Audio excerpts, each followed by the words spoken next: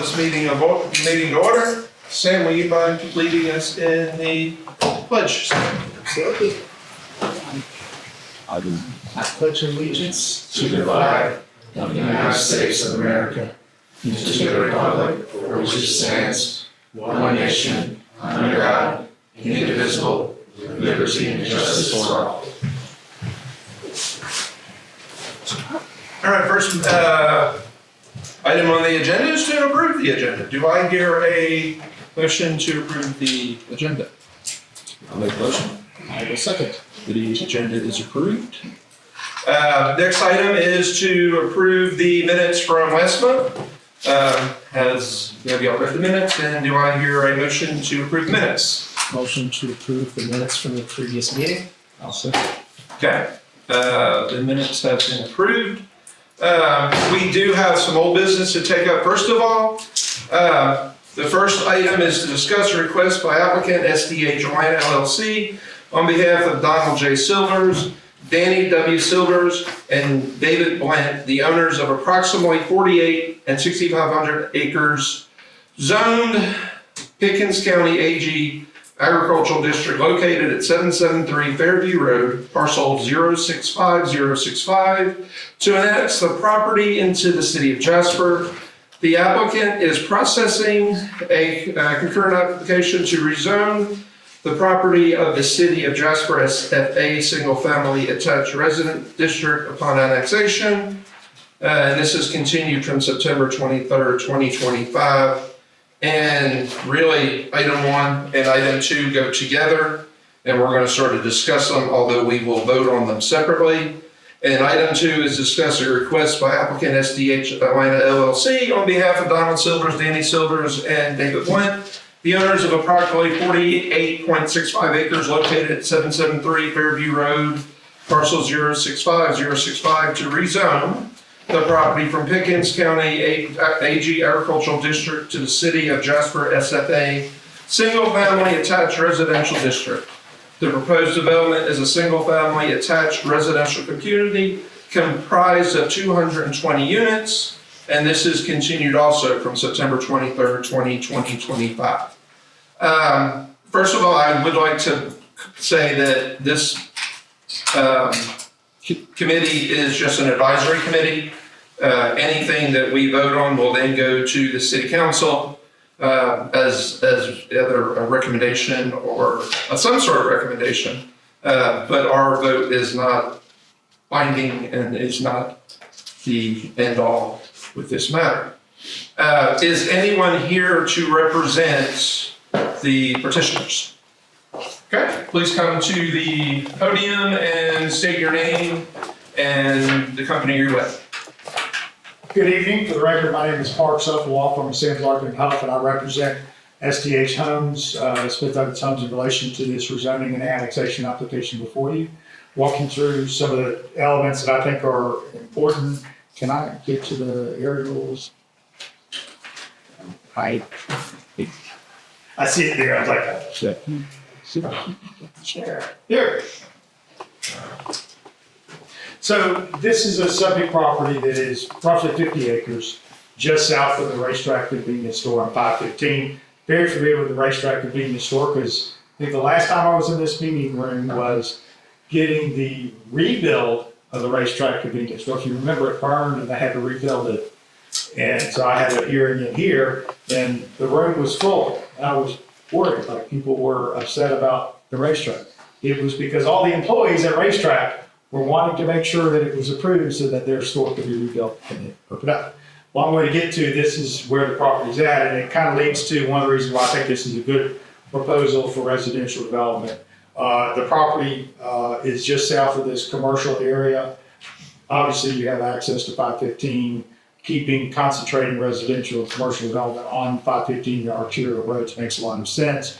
This land, as you look at the layout in the staff report, you can see that there is a creek line that kind of runs north-south parallel to 515. So our residential is on the other side of it. That is a long way to say it's not great commercial land because it doesn't have great frontage on 515 because you've got a creek there. But it does create the opportunity to have housing close to 515 close to the commercial, but with a nice buffer between the residential and 515. Compare that across the street where you don't have that buffer there. The homes are right close to 515. But again, across the street, you have a residential paired kind of the same distance we do. And then the land, although not developed north of that, is zoned commercially, anticipating some retail that will support the surrounding residential. So that's a long way to say this is one reason why we think residential makes sense here. Now, one of the things I do have to point out is one of the biggest concerns is sewer and water. And this development cannot and would not move forward until sewer and water is available. What we'd like to do is have it annexed to the city. We'd like to have it zoned for this development, recognizing that it cannot go forward until that sewer and water is available. Now, there's a catch-22 that comes with expansion of sewer and water services. It needs to happen. I know the city is working very hard to get that done. It's very expensive to do. When you expend that money to expand the sewer, you also need new customers to pay for that expansion. So that's exactly why it's a catch kind of which comes first, chicken and egg kind of situation. In this case, by having this lined up, ready to go, this allows for the city to go and very more easily fund infrastructure improvement that needs to occur. And this will be a good genesis for future payments for water and sewer connections. So we think that this is a good location. Your land use plan recognizes suburban residential in this area. We think that given the impact of the 515 and being able to have the commercial along this corridor, it makes sense to have this type of commercial residential development, close proximity to those things that are there, as demonstrated with Director Costa. So we understand the city's concerned about the timing of this water and sewer, but we believe that by actually approving the development, approving the annexation, that helps the city realize the benefits of expanding that sewer and water for the existing residents and future residents. We're glad to answer questions that you have. Smith Douglas is a local builder. Their headquarters are in Woodstock. They're very active in the area of building homes. One of the things that I like to point out when I do presentations is recently there have been articles that have said that the average first-time home buyer is 38 years, and it's cold. That is sad. Smith Douglas Homes, their bread and butter is that first-time home buyer. And so they need more product, they need locations to be able to bring that first-time home buyer down. I was 28 when I bought my first home. I bought my second home with equity from my first home when I was probably 38. And I'm still at home. But our younger folks are missing out on that opportunity, and Smith Douglas is very aware of that. That's what they're doing here. That's what they're proposing in this here. So thank you for your time. Yeah. Mary Elizabeth? For the city, please.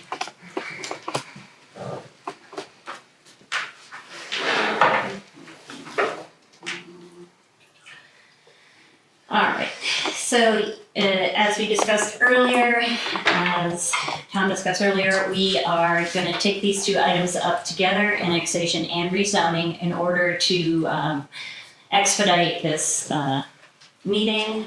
So as it was discussed, this is just shy of 50 acres. It's off of Fairview Road, which is off of Lower Gouda Mill, and it's off of the 515 corridor as well, for 220 townhomes. So looking at this right now, as you see, it is zoned that ag, which is Pickens County, and it has frontage on 515, Fairview, and the Lower Gouda. So here's a little bit of the site context. Most of this area is in the county and is undeveloped. There are several big flats back there that are just residential uses, and that road there. That is Fairview Road, that is very narrow. There is also an existing cell tower in the middle of this site as well. So the request by the applicant is to annex into the city, and this is the concept plan that they are proposing. As always, this is just a concept. It is not meant to illustrate that they have compliance with our current zoning regulations. As they are requesting the SFA, which is single family attached, which is the townhome district that they are using now. And that is allowed up to 6 dwelling units per acre. Access would be provided from Fairview Road and Lower Dowda.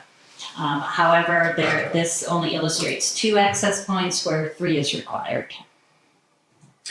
So the future land use map does indeed, as Mr. Huff alluded to, does have this as a suburban residential designation.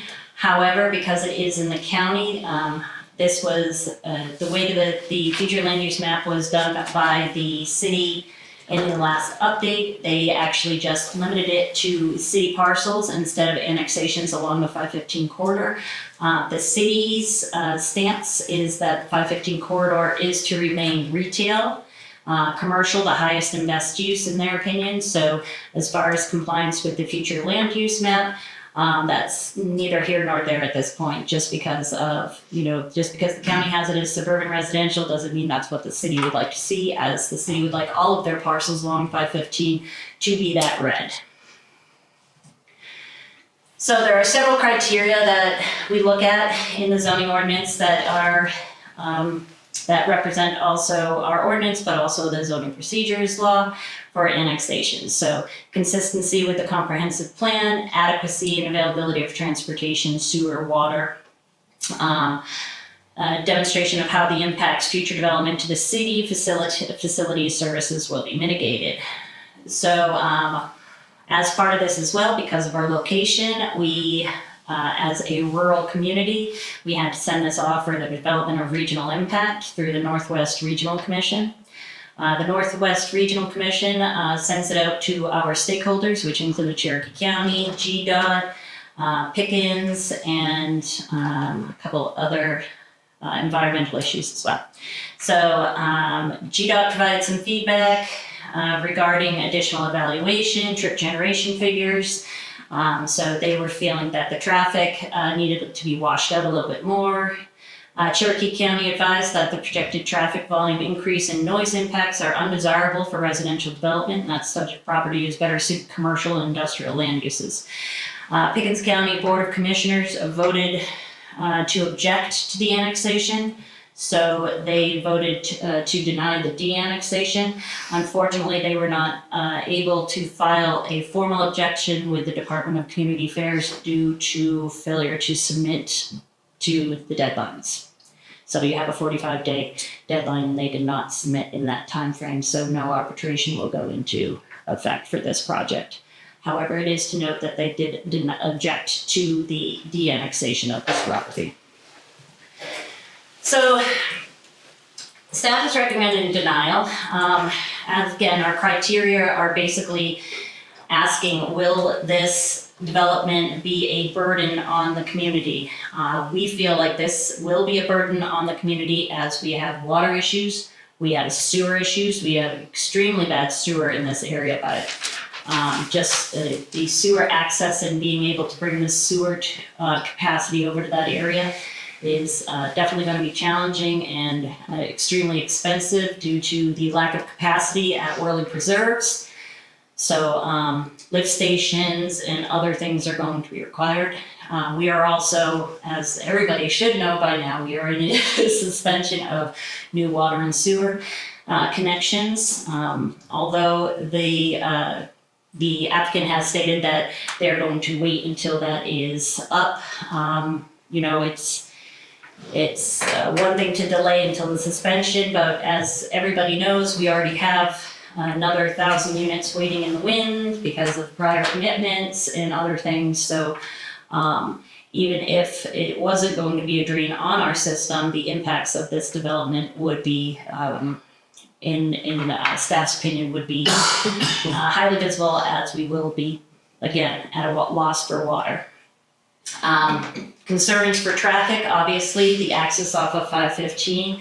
We all know how hard it is for Worley Crossroads, and Worley Preserve, the actual development, trying to make a left-hand turn going south onto 515 without a light. And GDOT has not weighed in on whether or not they would allow a light, but due to site constraints, when you kind of turn with the hill and the curve, the sight distance is not great for a signal at that area anyway. So staff also doesn't feel that the applicant demonstrated how the impacts of the proposed development to the city public facilities will be mitigated. So we asked for a nice thorough narrative, and we were not provided with the information that we were needed in it by today. So again, we are recommending denial on the annexation and the rezoning. Obviously, if you don't annex, the rezoning article will be moot. Again, if we do if there is merit in this, we can look at some conditions of approval that we could put up with this if the council is interested, if the commission is interested.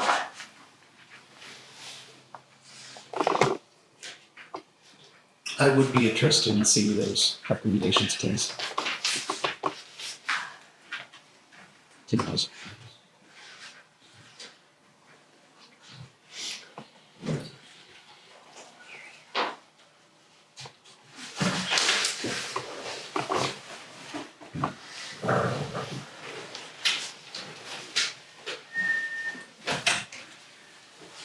Okay, so annexations generally do, You sorry? So, annexations, the one condition would only be the acknowledgement of the ongoing temporary suspension. For the rezoning, the first one is the development shall occur in substantial conformance with the site plan prepared by Bailey Civil Group LLC dated June 13, 2025 and submitted with the applications. Where the site plan does not currently conform with the City of Jasper zoning ordinance requirements, the site plan shall be modified to conform with the applicable regulations, or variances shall be obtained. Developer is limited to a maximum of 220 units. Developer shall bear all costs and development responsibility associated with extending or improving water and sewer service lines necessary to serve the project. This shall include all main service lines, public and private pump stations, manholes, cleanouts, and similar items required to serve new residences with the water and sewer service. No driveways, access, or curb cuts directly on 515. The developer shall provide a minimum of a 4-foot wide sidewalk within the required public right-of-way for Fairview on the development side for the length of the subject property's Fairview frontage. Perimeter screen wall shall be provided parallel to Highway 515 right-of-way to better protect future residents from the operational characteristics of the highway. Open space shall be shown on the site plan in between state waters on the east side of the subject property, and Highway 515 shall remain undisturbed. Any removal of existing plant material, including trees, grading, and other disturbances outside of the stormwater detention represented on the submitted site plan that reduces the existing natural buffer, shall be remedied by replanting with a foundation of canopy trees, understory trees, shrubs, and to be reviewed and approved by the planning and development director or their designee. Minimum 100-foot fall zone shall be preserved around the base of the existing telecommunications tower. Such fall zone shall be depicted on the site plan for the proposed residential development. No yards, amenities, or any other improvements shall be constructed within the fall zone. No changes shall be made to the existing fence around the cell tower. No site plan review application shall be accepted prior to the City of Jasper lifting the temporary suspension, which is currently approved through at least September 8, 2026. The city may require the developer to enter into a developer's agreement to phase the project to ensure that future improvements are constructed at a pace that is manageable to be supported by city services and infrastructure. Traffic impact analysis shall be prepared for the proposed development in accordance with 94-125, concurrently with the formal site plan application for the proposed development. No sewer cleanout shall be located within driveways under any circumstances. Acknowledgement of ongoing temporary suspension, and that the annexation, if approved, is not a representation of warranty or guarantee of future infrastructure capacity or availability to serve the project. To name a few. Okay. I do have a question while you're standing there. I saw two different numbers in the report. about how the traffic would be impacted. One was like 170 something and one was in the thousands. Which one is, I imagine with 220 houses, 173 is Yeah, not one was correct. the trip per day, Right, and GDOT did not find that that was adequate. okay. And so the trip analysis per that unit type was used. So they were just saying that that was not adequate. Okay. Can I ask a question? If we approve the annexation of the property but did not approve the rezoning, what action would you take? Good. It's an excellent question. I mean, it would have to be, from a legal standpoint, you'd have to zone it. You could zone it the same category as it is If now. we maintain the same zoning, just for purposes, let's say we kept it I think agriculture. it would be probably a conversation with the property owner as to what they would do in that situation. Literally. So we can't really annex property, you know, if you were talking about maybe annexing it in and just doing an R1 or something, not giving them the density. Not making it residential at all, because that's not our plan. So it would not be residential. Okay, I see what you're saying. Just make that assumption, and it would just come into the city, and you would not be able to develop it the way that you want to develop it. That's the landowners. Yeah, I'd like to understand what action you would take if we were to make that decision. So my perspective is we've got a suspension, and until that suspension is lifted and we give the landowners that are in Jasper already an opportunity to develop residential, why would we bring another residential community in? But we do like commercial. So if there was an opportunity to bring that into Jasper and develop it as a commercial property, not a residential property, that would be something that I would like to know, because that may change how I look at the annexation decision. I have a question on top of that. We're looking at these two things together. We're not looking at one and then maybe what if later.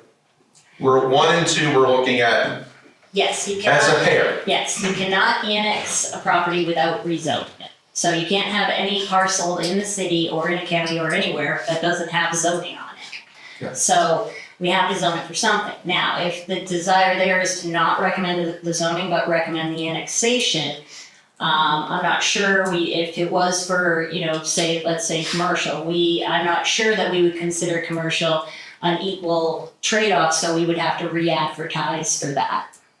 I wouldn't feel comfortable changing that at this point. It would probably, according to the procedures law, that we would have to rezone in order to change it to something like that. Sure. I'm sorry, re-advertise. Gotcha. So on the rezoning, if we were to annex, there is no zoning designation. It doesn't keep the zoning it has right now. No, because the zoning it has right now is for the county. Okay. So we don't have an agriculture. Gotcha. Okay. Yeah, and if I can expound a little bit, generally, most jurisdictions, if you annex, if you don't accept the zoning as proposed, but you have an alternative one, it would go back to the property owner to decide, because generally they would either say, no, I'm going to withdraw the annexation, I don't want to do that. I think that the question that the property owner is going to have is it viable commercial property given the creek parallel to 515? Is the traffic concerns about the turning movements at the lower intersection, is that a reason not that, is it not good? But that's the question the property owner is going to have to answer, whether he thinks it's viable commercial. Yeah, so it'd basically be starting over. Yeah. Thanks. Dude, is there anyone here in the audience that would appear to make comments about the matter at hand? Opening on the floor? Ken? We come to, I've got a question. okay, if you would please come up to the podium, state your name. Donald Silvers, I'm the landowner of Fairview Road. What I was just hearing there, that if you wanna change it to commercial, the city wants to change it to commercial, and we wanted to leave it agriculture. I mean, if it didn't go through, You could still leave it, we so. could still leave yes, it agriculture. Yes, you can withdraw your annexation and then no action happens at all. So if say, we annex it in, but you don't want the zoning, you can just be like, no, I don't want it out there. Okay. You're gonna wait until we could get the water so you can have a residential. Yeah, okay, well, that was my concern is, do we have to take the commercial No, if y'all decide not to? no, at any time y'all can withdraw or say no. Okay, that was my only question. Yep, Thank you. no problem, that's a good question. Thank you, sir. Anybody else? I will say, my client would be glad to address some of the concerns that were brought up, if you'd like to hear from him. It's one of the Watkins, and it's up to Please state your name.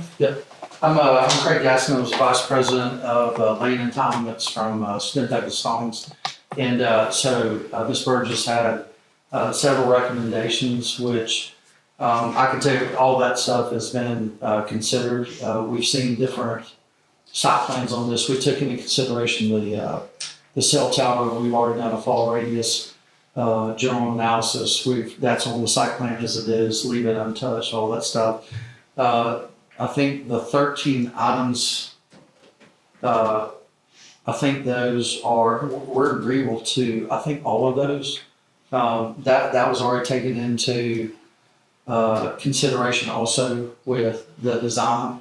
We already have some thoughts on the traffic. We knew that would be an issue when we first put the property under contract because it's off Fairview Road, it's an unimproved road. We're willing to participate. Part of, we did the building, not the development, across the street over at Orland Preserve, a couple other communities within the Jasper community as well, and have added values from there. We know that the water and the sewer is an issue. We are in a situation where we want to assist and help with that, and we're willing to do that to a certain point.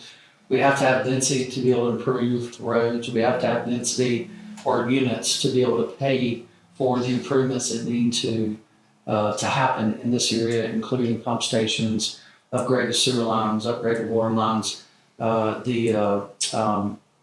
We even think and would recommend a right out only on the 515 from Lower Dowell, I think is that intersection. Don't quote me on that.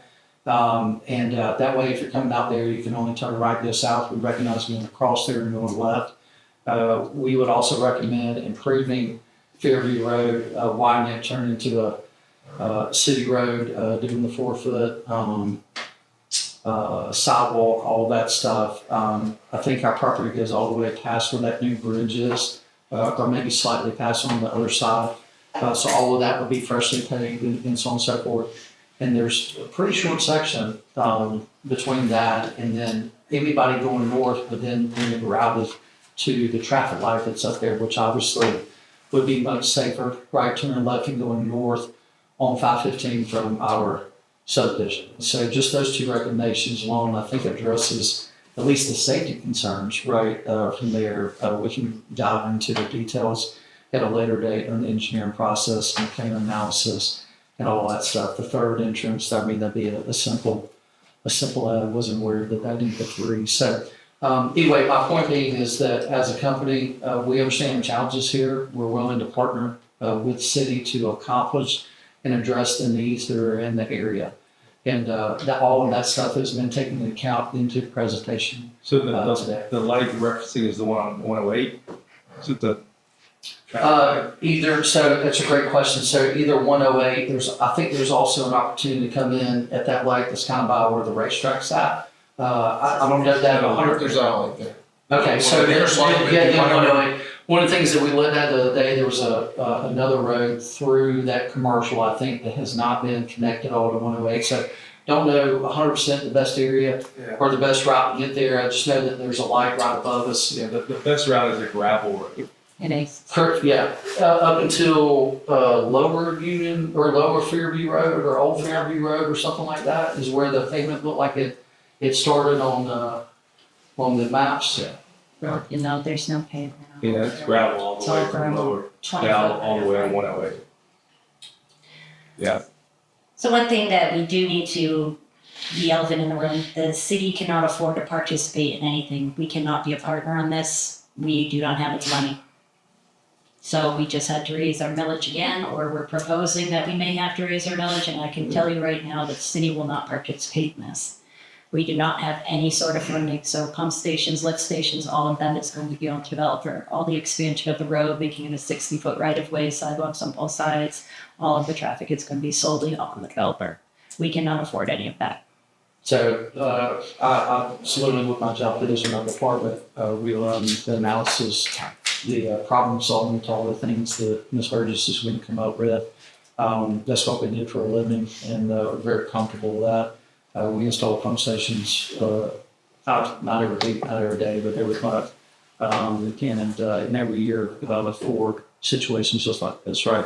Sewer's on the north side, same sewer that the developer in Waterloo Reserve ran, over there behind the tractor supply, and I think the golf cart places right there as well.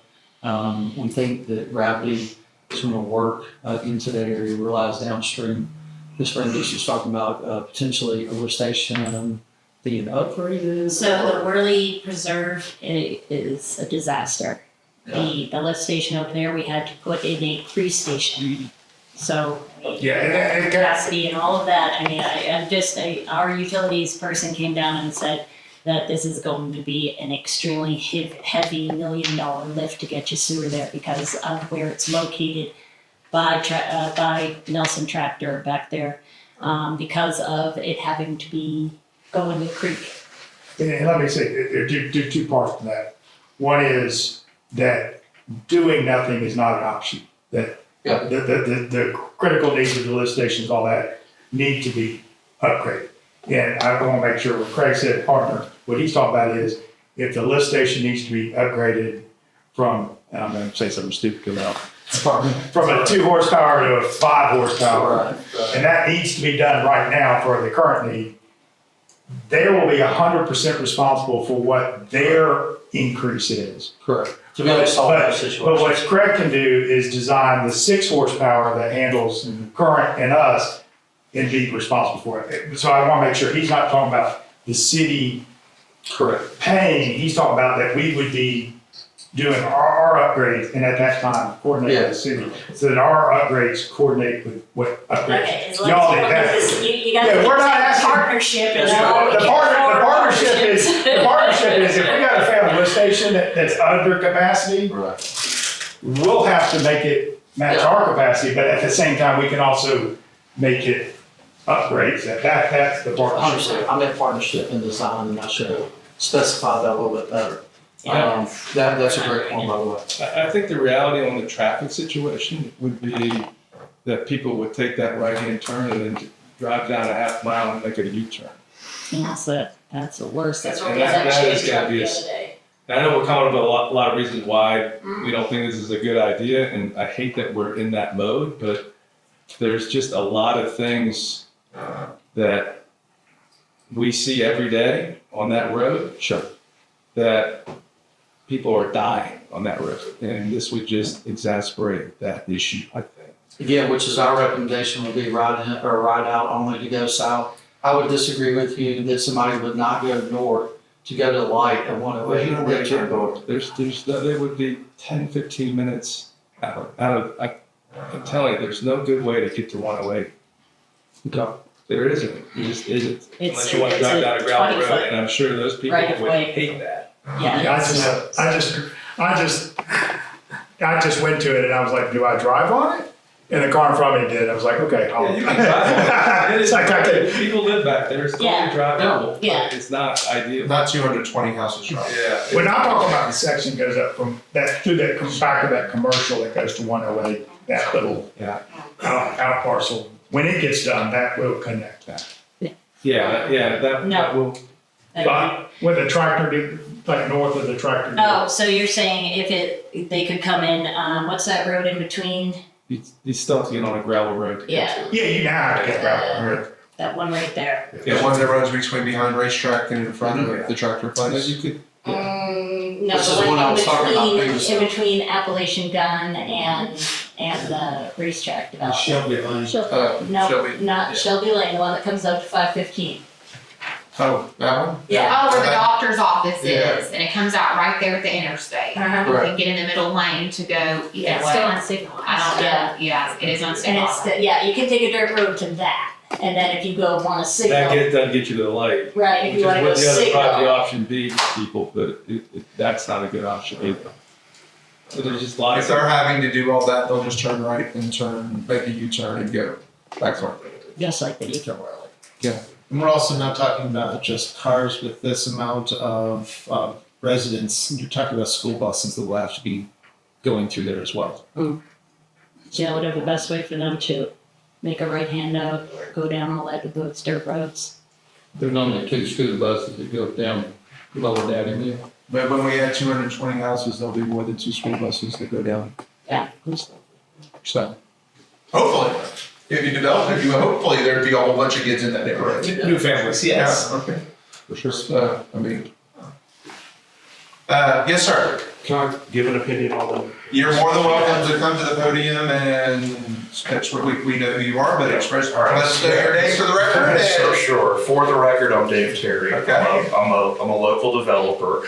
I live in Jasper. I live in East Pickens, 5 minutes from where this project is being proposed. I think one thing, just as I was listening, I wanted to flag something that attorney said. It just really reinforced, like, this is the first step in a very long and tedious process. And one thing he said was that they're very open in terms of timing. You're not approving a 220 unit development tonight. You're simply approving annexation for the property owner to have zoning rights to determine the best land use. So if it's determined that 220 unit complexes and townhomes aren't the best use case, then let's go back to the drawing board and work with the property owner and the developer. The easy thing tonight to do will be to deny this. We all know Jasper, Pickens County has, water and sewer issues, but it's more about the timing. This is from the front page of the Pickens Progress less than 2 weeks ago. And this was from Brandon Douglas, the city manager. We're supposed to present a more balanced budget to you all, so things are not going to get cut because it's not sustainable. How do you keep the status quo and keep services? This means you have to sacrifice. He also went on to say, we're not $363,000 budget deficit because we haven't had enough economic development. I think some of you know too, I'm also president of the Pickens County Small Business Development Group. And those small businesses are struggling because of a lack of density, because of a lack of growth. And they're becoming crippled because we're not willing to think creatively and innovate and even partner on projects like this. So when do we get out of the status quo and simply saying we have water restrictions and think creatively? Traffic. I understand traffic is a huge issue. There can be traffic engineers, additional traffic studies done to address those traffic issues. And again, tonight, you're approving an annexation into the city. You're not approving an entire townhome project. So how do we get out of this status quo that we're in? We're declining because of all of these water restrictions. There has not been enough growth. So we can keep denying any kind of high-density residential project like this, or we can think creatively and try to innovate, because listen to what our own city staff are telling us.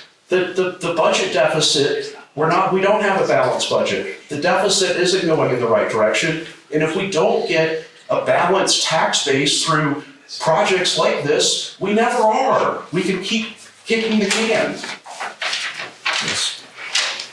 I appreciate your comments, Mr. Dave. So just to add to Dave's, I appreciate what he is saying. Unfortunately, what we are here to discuss tonight is not our tax roll. It is our existing conditions. So Existing what, son?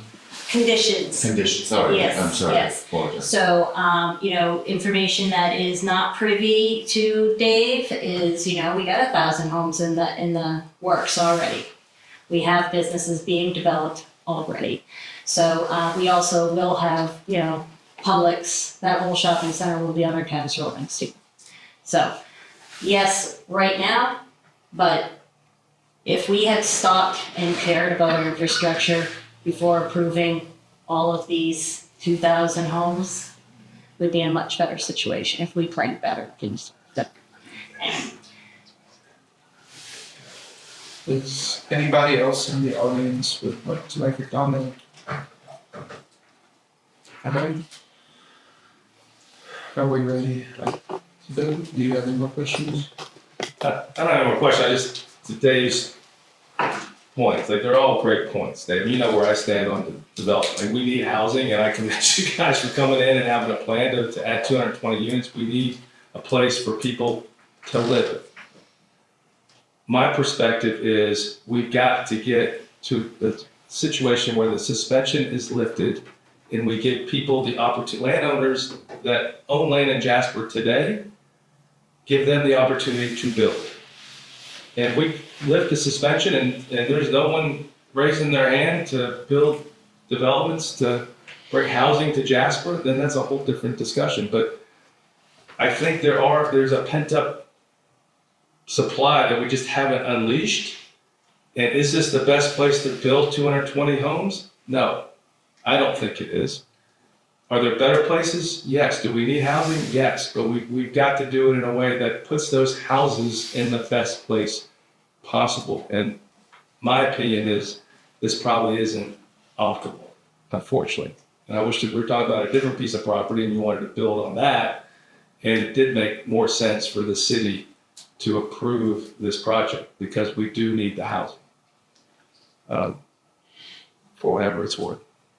I've sat on this commission for probably 4 years now, and we have recommended, we've denied, but like Ben said, we're sitting at 1,000 houses right now waiting. I don't feel we can keep adding houses because we're never going to get ours where we are. So that's just where I'm at right now. Yeah, and there's no reason to give false hope. Like, I think we owe it to you to be honest. Like, this is, again, we're just the recommendations. The city council may have a whole different perspective, but we could say yes today and that could never happen. Then you're sitting on a piece of property for 20 years that you can't do anything with. Right? I don't think that's fair. So before we vote, I just want to remind everybody that we make a recommendation. It then goes to the city council. They can accept our recommendation. They can go against our recommendation. When is their meeting? November 3rd. November 3rd. If those of you here would like to attend that meeting as well, there will be a point in time where you can make your feelings known to them as well. And I would encourage you to do that. As citizens, you have that right to do it. Do I have a motion one way or the other? I will make the motion for item number 1 for the annexation of this property into the city of Jasper. The second. Yeah. All in favor? Aye. The council recommends denial of annexation of this property into the city of Jasper. Okay. All right. And then with that, we don't have to worry about number 2, correct? Mm-hmm. That's right.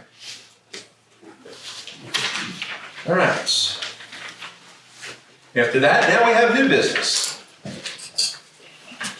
Item number 3, discuss a request by applicant Berry Alliance of Classic Alliance Properties LLC, the owner of approximately 1.2 acres zoned PUD planned urban unit development located at 489 Mountain Boulevard South, parcel 05D080004, for a special use permit to allow for a drive-through restaurant on the property. The requested special use permit will accommodate the development of a drive-through restaurant within a planned commercial shopping center on the property. And is anyone here with that property that would like to speak on this? He was there, but he ran scared. Can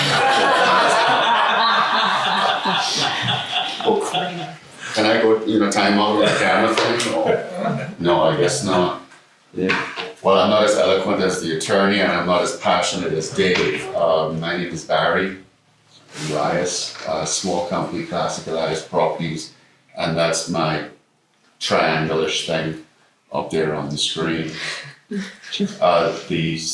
plans have already gone in, and I've come back with comments. We're working on those comments and trying to get the engineer on board with what the ladies have recommended.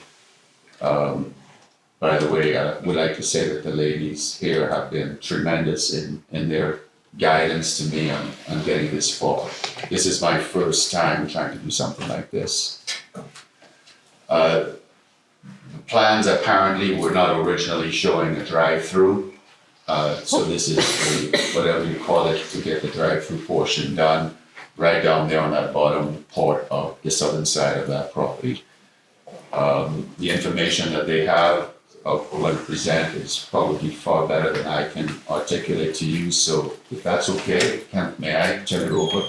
Unless you have something specific for me, I'll just sit over here and let the spiders grow some webs on me. Well, Elizabeth, do what she does. Okay. Thank you, everybody. You did a great job. I will clean it. Yes, good evening, Commissioners. So our next item before you is request by our very charismatic applicant and property owner, Mr. Barry Elias of Classic Elias Properties LLC, the owner of approximately 1¼ acres located at 489 Mountain Boulevard South. Mr. Elias is here to request a special use permit to allow for a drive-through restaurant on his property. So quick overview of the site, it's approximately 1¼ acres in size, and it is zoned planned unit development as part of the Gateway Master Planned Community. This community, as I'm sure you're familiar from the request we had last month, is located approximately 1/4 mile north and west of the northwest corner of Highway 108 and Highway 515. The plan for the overall property, so you've got Mr. Elias's property down there at the south, and then the 3 properties to the north. This will be the planned commercial component of the overall master plan. The commercial center is planned to consist of a mix of uses, including sit-down and drive-through restaurants, retail, office, and personal care uses. And then the subject property will be accessed from Mountain Boulevard South, which is accessed via Highway 515. So quick overview of the site context. The property to the north is an existing 2-story professional office building. To the east, we have Highway 515 South and undeveloped commercially zoned property. To the south, we have additional undeveloped commercially zoned property. And to the west, as part of the larger Gateway Master Plan, we have some single-family attached residences. Just for a little bit of context, those are about 250 feet as the crow flies from Mr. Elias's proposed drive-through. So that's kind of the physical separation that's provided. So Mr. Elias is here this evening requesting his special use permit for the drive-through restaurant. As you can see here on the site plan for the proposed development, which has already been submitted to the city, the drive-through will be on the southern end cap suite of Mr. Elias's portion of the center. So as you may be familiar from prior requests, in the C2 district, drive-throughs do require a special use permit, and this is just to ensure that they are compatible with the surrounding traffic patterns and any surrounding land uses. So the proposed drive-through will have approximately 212 linear feet from the drive-through entry to the drive-through exit. The queuing that will be provided is roughly 140 feet, which gets you about 6 cars. And then the drive-through will also have a bypass lane, as you can see there, just outside the yellow highlighted portion that will allow vehicles to continue to move around the site while there are cars queuing in the drive-through. I'll get to this a little bit later in the presentation, but should the commission find merit in Mr. Elias's request, staff does have some recommendations to just kind of further improve the compatibility of the drive-through. But, with the physical separation and some of the landscaping, staff feels that this is an appropriate location for the drive-through use on Mr. Elias's portion of the center. And we don't anticipate any issues with queuing or anything like that. And then I do want to close by saying that to date, I think that this is a speculative drive-through build. Mr. Elias has not yet confirmed the tenant that will be operating the drive-through. That's correct. So when we evaluate a special use permit request, we look to the Pickens County Joint Comprehensive Plan, which designates the subject property as part of that Jasper arterial commercial corridor, which promotes a mix of highway-oriented businesses along Highway 515. And staff believes that this proposal is consistent with that land use designation by providing this convenient drive-through use near the intersection of two very well-traveled regional highways. So with that, staff is recommending approval of Mr. Elias's request, subject to conditions. The first condition is that the development is subject to the city's site plan review process, which, as Mr. Elias stated, he has already begun. The second condition is that the configuration of the drive-through lane and pickup window and the associated on-site traffic pattern shall be in substantial conformance with the submitted site plan. This is just to ensure that the location of the drive-through remains the same as represented, through this public hearing process. The third condition is that the hours of operation for the drive-through are limited to 6 a.m. to 10 p.m. 7 days a week, so it will not be a 24-hour operation. The fourth condition is that the drive-through shall include a bypass lane, which, as we saw in the conceptual site plan, is provided. Staff did add that the drive-through queuing lane and the bypass lane shall be a minimum of 12 feet wide, just to provide for adequate vehicle maneuvering. The fifth condition is that the drive-through shall have a maximum 9-foot clearance to make sure that we don't have any oversized vehicles trying to utilize the drive-through. The sixth condition is that an awning or other similar weather protection shall be provided at the drive-through pickup window. This is obviously for the comfort of the patrons of the establishment and the employees. The seventh condition is that a minimum of 40 feet of stacking shall be provided between the drive-through entry point and the order point, just to ensure that there's adequate space for vehicles to queue as best they can, contained within the drive-through. The ninth condition is that measures shall be implemented to mitigate the trespass of cooking odors generated by the restaurant, and that those proposed measures shall be reviewed and approved by the city. An example of this would be like a scrubbing system to scrub the air before it leaves a building exhaust fan. We don't want French fry fumes wafting through the neighborhood and driving the neighborhood dogs wild. The 10th condition is that all site lighting shall be directed down with sharp cutoff directional lighting fixtures. All lighting on the site shall be dimmed to 50% between 10 p.m. and 6 a.m. No wall-mounted sites on the west side of the building, which is the one that would be most potentially impactful to the townhomes to the west, shall be located more than 8 feet above the building foundation. Again, this is just to keep any potential light trespass to a minimum. And then also that all under awning lights, for the canopy of the pickup window shall be screened by the awning edge, again, so we don't have any excessive light trespass. Condition 11 is that the speakers shall not be audible from any nearby residential development, and that the sound shall be mitigated using volume control, sound attenuation, landscaping, or other measures as approved by the planning and development director or their designee. Essentially, staff would just be looking for some confirmation of the decibel allowances on the speaker system to make sure it does not exceed ambient conditions. The 12th condition is that business license is required prior to opening of the establishment.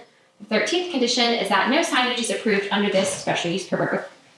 Under this special use permit request, and that sign permits will be required.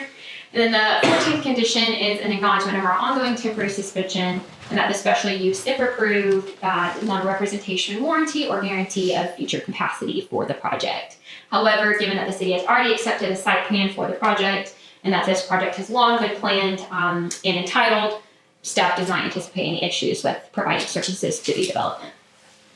If I could just add, the reason why we have so many conditions to this one particularly, and it seems like, oh my God, they are regulating the heck out of a drive-through restaurant, it's because of how close that residential development is.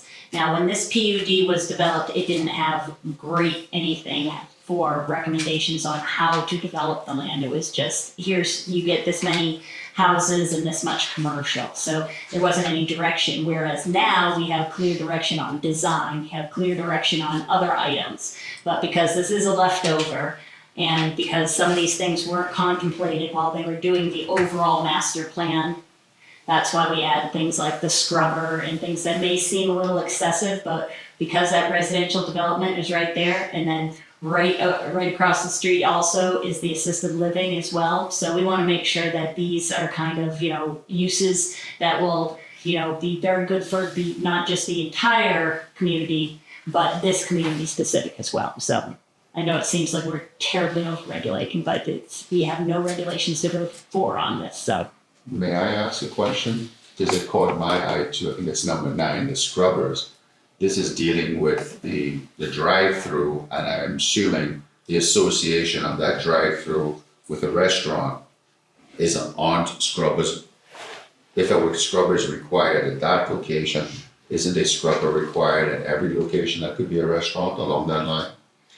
Is that a fair assumption? So we did this specific to this use. I know you have not identified an end user, but again, the idea is that you are pretty proximate to these existing, sensitive single-family uses, and the building exhaust could cause odor trespass into those areas, and we just want to protect those residents. It doesn't necessarily have to be a scrubber. There are other filtration systems. No, I agree totally with it. I'm in favor of it. I'm just saying that it should be not just for this location, it should be for my entire complex. If there's a restaurant, two up. Yeah, and so, that's something that we could look at. I don't know that we have anything in our code that gives us really teeth to enforce that, but, we could certainly, evaluate something like that, but. Well, if there's no teeth, and I'm just gonna play the devil here. I love you guys, Oh my goodness. But if you're gonna say it needs a scrubber here in a drive-through, how do you have teeth on that and not teeth 1 unit up that's not utilizing the drive-through, that is a restaurant? What's good for the goose is good for the gander. Exactly. No, and that's certainly a fair point. I mean, and a lot of that stuff would normally be more regulated by a building code than a zoning ordinance, and in terms of building exhaust. But I guess that is something that we could evaluate. But not every restaurant also has to go through this process. Oh, they don't. Yeah. So. All right, fine. I was just trying to understand how that came up, and I think it applies everywhere. But I'm done. Thank you. Well, I can hear you guys talking about me over there. Were there any of the other 14 that caught your eye that you thought were overbearing, or anything that you thought was too much? Well, 6 a.m., if it's a Dunkin' Donuts and people are on the road at 5, they can't pass through the drive-through and get a hot coffee on the way out. So 6 a.m. seems a little bit limiting. 10 p.m. I agree with, everybody wants to go to bed, but the 4:30 to 5:30, people jumping in the car heading south, wanting a Dunkin' coffee. I might push back a little bit on that, saying, can you give me a little bit of break on the 6 a.m. thing? What are the hours for the Dunkin'? No clue. The one up the road. Oh, there's one up the road, maybe we can entice them to come south. They might, because they don't have good queue over there. I think it's typically 5 a.m. to 10 p.m., but actually we confirm. Yeah. And we're really discussing two different things. The one in Jasper is in the middle of a commercial district, and your proposed location has houses right there. So we've got to protect the houses close by. Yeah, it's open 24 hours. Yeah, so It is 20. so middle of commercial, and yours is right next to the residential, so we've got to protect those people. So to keep in mind too, if you get an end user, we can always modify this and relook at this. Look at this again. So if you find out your end user is a Dunkin' Donuts, then we can always go back and modify conditions if that is something that the council or the planning commission would be open to. So if you find out your end user is Dunks, which I'm all for, being from the north, I'm a big Dunkin' fan. We run on Dunkin'. Timmy Ho. I don't know that. Timmy Ho. Comes back with this process to modify conditions. So I just want to be clear. Administratively, I don't think that we can modify conditions that are adopted by the council. I believe that would have to come back through. Right, we didn't have to go through that.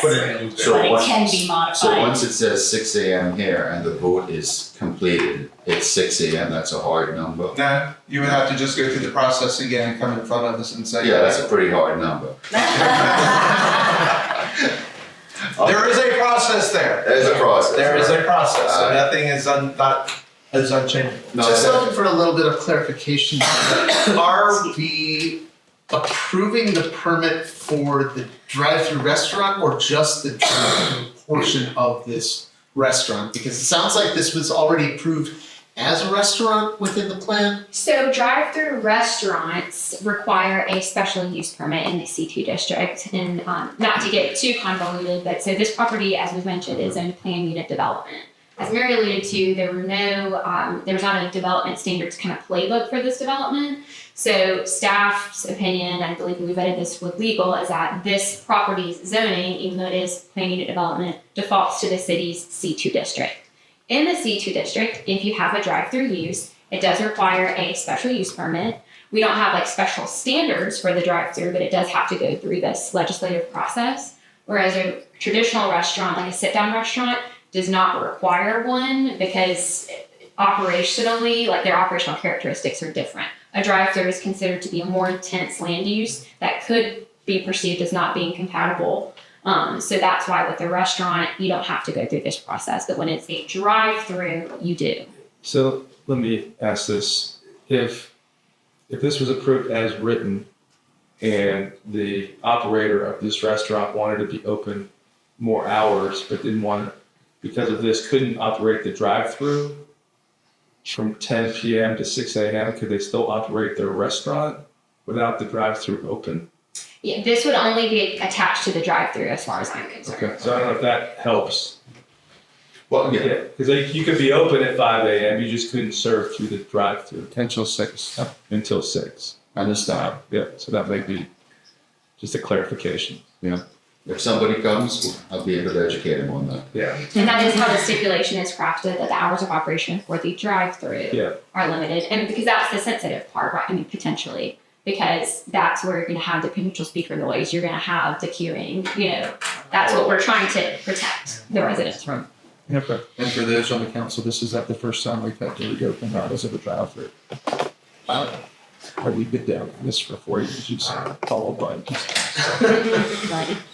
Well, because the constant issue that we've been having is the water and sewer, this is approved, was this approved when the summit was also approved, or are there utilities there that they can hook up to? Yes, so there is an existing building that's already a part of this overall commercial plan development. It's that 2-story white building. You probably The one seen building, it. but is there water Yes, and so sewer? it was all tied in, or it's ready to go. So Okay, that these it's- individuals, Mr. Terry, who will also be developing, and Mr. Elias can tie into that. And all of this was contemplated when the master plan was approved. Okay, with the summit, okay.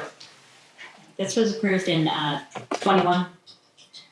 And so they, all of these, again, no specifics, huh? That's a difference too. I know. No specific, I tell myself that every day, but I'm like, God, I graduated college in 2004. Anyway, yeah, so this was approved in 21, and again, it was, you want some commercial development, have some commercial development. You want some residential development, have some residential development. Put something here, put something there. So because this was initiated in 21, and because they have acted on their planned unit development, they are grandfathered capacity. Okay. That was my concern. Is there If not, I'll just haul it off myself. And also, could we go to page 15? Since dumpsters just come up all the time, is that purple areas where the planned dumpsters are for the restaurant? Yes. Okay. Two. Is there anyone in the audience that would like to speak on behalf of this? Or questions? Or anybody? Terry, you're the only one here.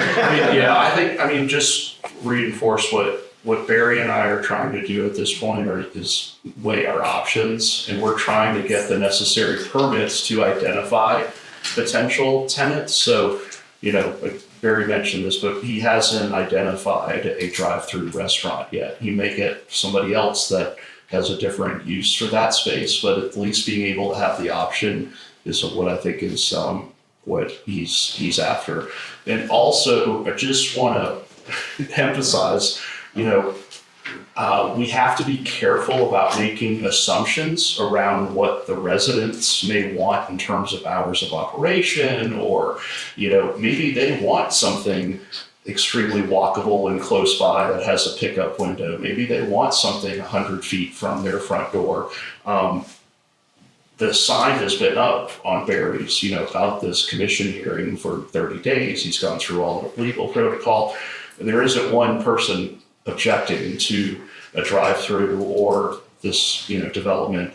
There's, to Chris's point, I think earlier, a lot of pent-up demand, especially for commercial on that corridor, and this is what Barry's ultimately trying to provide. And by approving this, it allows him to kind of advance and move forward on being able to find, tenants that otherwise are not going to sign a lease if the permits are not approved. So, no, It's just an easier bill of sale if he has all his steps right. I understand. Questions? I'm just going to point out once again, our decision is non-binding. It will be decided by city council. Sure. And Mr. Linney, that sits right here, loves to ask the following question. And with all these conditions, it might be good to bring it up at this point. Do you understand all these conditions that, if approved, will be attached? Do you agree to them and understand them? I just had a very brief thing. I didn't see anything in there with the exception of the 6 a.m. issue that I haven't incorporated into anything else I've done. Any retail center that I own, I take pride in getting it to a level that's the best on the street. My philosophy, there could only be one best, and that's always my goal. I have really tough competition with this guy though, because I think he's going to try to outdo me on my side. But typically, everything that's been mentioned there, I do believe it goes in accord with my philosophy of how I operate. They only want something that's the best. And I'm in agreement. That's a very long way to say yes. Okay. Okay. So, but my only issue is the 5 a.m. coffeeaholic. That's my only issue. And if they have to walk in to get it, so be it. Okay. In that case, if we do approve tonight, I would give you the personal recommendation when this comes up at city council to make your argument for that particular case. If we approve it, make sure that you mention if you would like an adjustment at that time. At that time. Because they would be able to put in the adjustment that you would like, and it would be more binding by city council. But right now, we're gonna be placeholder if, Okay. correct me if I'm wrong, please. I'm hearing grumbling. If it goes to council and they make changes, doesn't that have to bounce back to us? No. No. Okay. Okay. And once again, we just make recommendations. Our vote is not a final vote, and as Sam said, if you have any of the recommendations, if we do approve this, that you want to talk to the council about, please express your concerns with them. You got questions? Any questions? We ready to make a motion? Does somebody want to make a motion? I will make the motion to approve this special use permit with the, was it 14 conditions that the staff recommended. I'll second. Okay, let's vote. All in favor? Aye. Aye. This is recommended by the council with the 14 recommendations to be passed on to the city council. Thank you. Ladies first. Yeah, they do all the work. Yeah, they do. And they do it with a smile. So. Do I hear a motion to adjourn the meeting? I'll make a motion. Do I hear a second? I second it. With all that, all in favor? Aye. We hear the hand of that, Emily, please. All right, adjourned at 7:10.